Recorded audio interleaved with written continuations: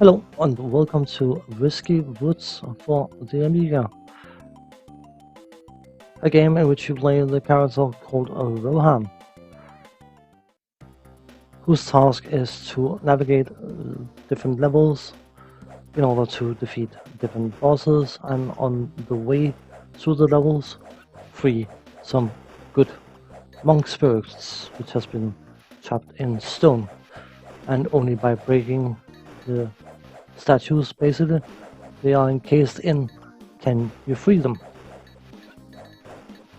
It's a very important thing to get them freed, because if you get to the end of a stage and you have missed one or more spirits, then you will be sent back to the start of the stage, which is always lovely.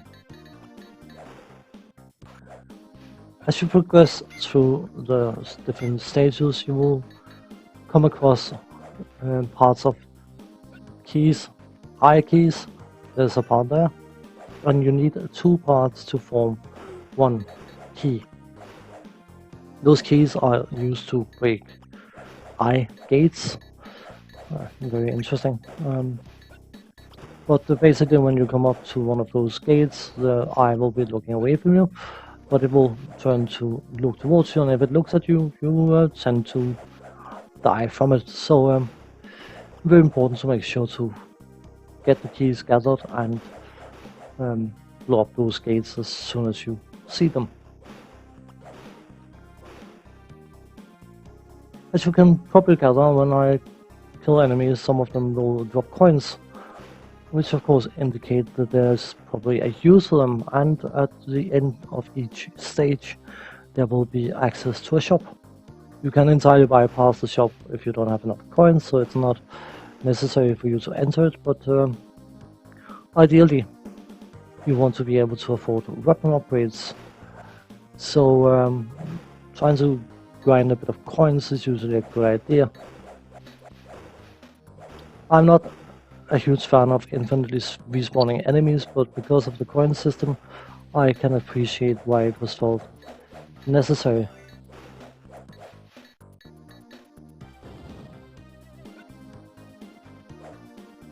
The different enemies you tend to face one ground type and a flying type, and in the case of this first stage you have skeletons and huge mosquitoes, and then occasionally you bump into a demon kind of thing that will be sitting, and I've killed it off screen because I know it was there, and if it can see you it will start throwing fireballs at you, which can be obnoxiously difficult to avoid, and it's much better to just kill it off screen. If you know where they are, it is relatively easy to do.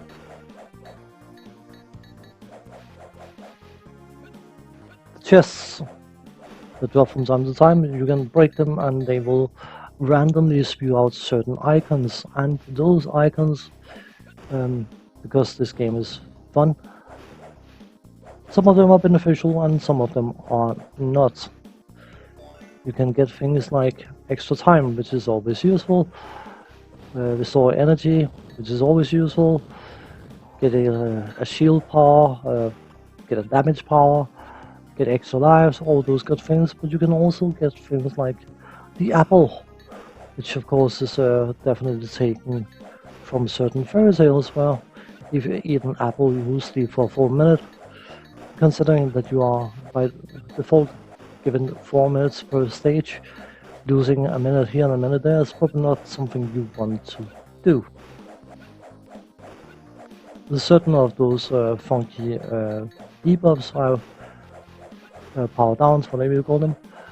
Some of them will send you back to your last checkpoint, and some of them will turn the screen upside down. Not for very long, but it gets rather obnoxious to try and deal with. That death, by the way, was intentional, because if you get hit, you lose a coin. If you die, you lose all your coins. Well, you don't lose them, but they pop out of your character's body. And even though you respawn where you died, you will most likely not be able to pick up all the coins before they have despawned. But you don't lose your coins if you guy from falling off an edge or ledge, whatever you call it. So that's why I decided to make use of that technique. First level completed.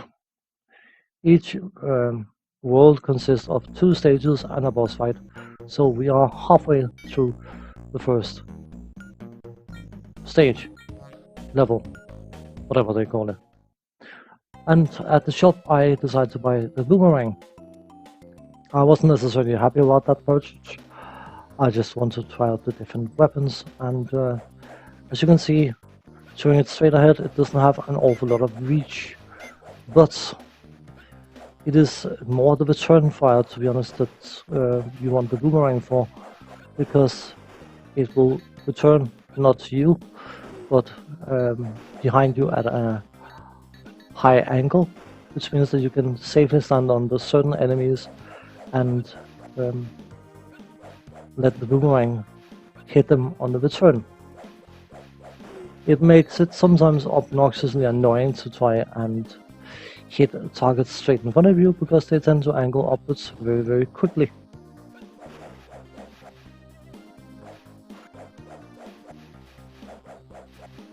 From a gameplay perspective, this game has certain similarities with a game like Ghosts and Goblins,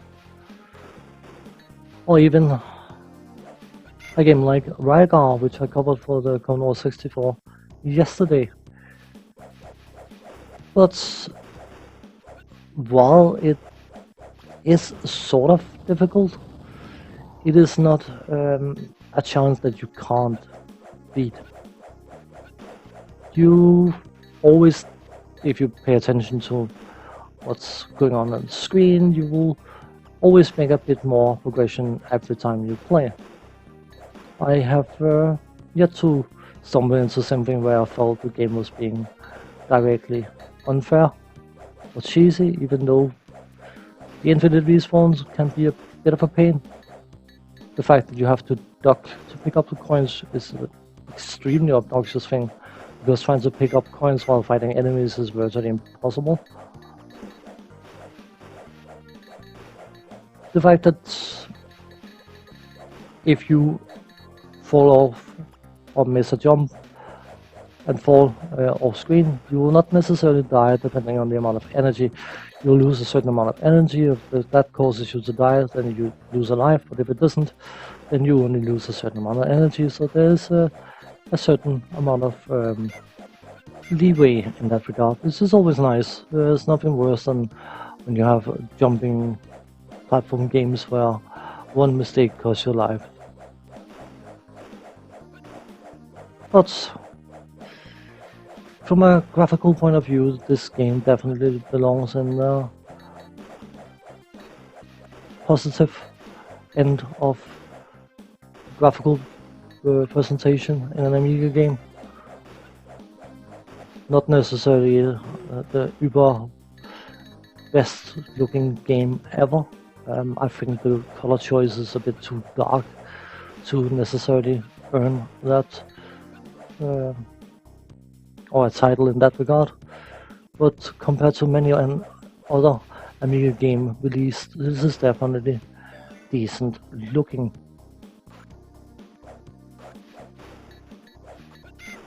I fully enjoy the soundscape of the game. I think the sound effects are a good quality and very, very satisfying.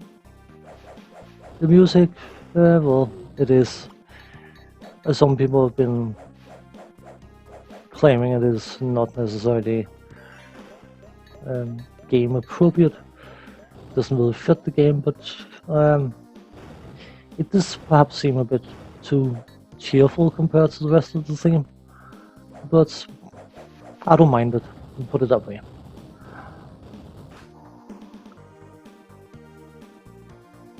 The gameplay is definitely challenging, but it's not insurmountable.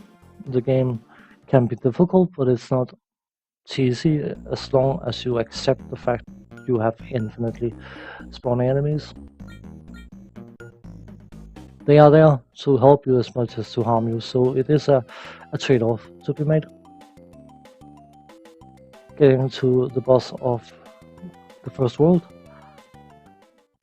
and we can heavily abuse the fact that I have the boomerang.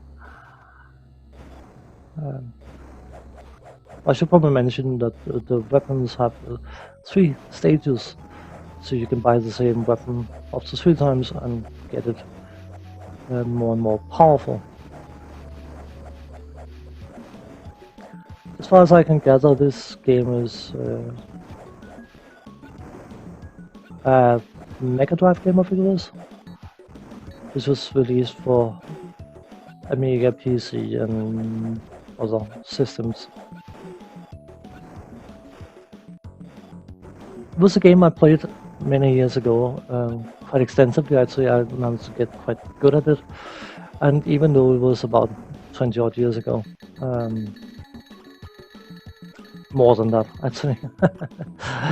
I'm forgetting how old I am. It didn't take me many games to get to a okay level of play.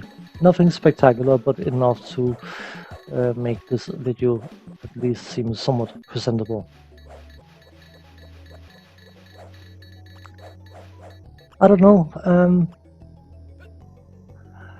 As far as I could gather, some people loved this game and some people didn't know. I mean, that's probably going to be the case for every single game. Some people are going to find the worst game in the world and say this is the best game I've ever played, and that's up to them. If someone is finding enjoyment out of the worst game ever made, then good on them. That means the game for them is not the worst game ever made. So, I mean, its opinion is just that, opinion.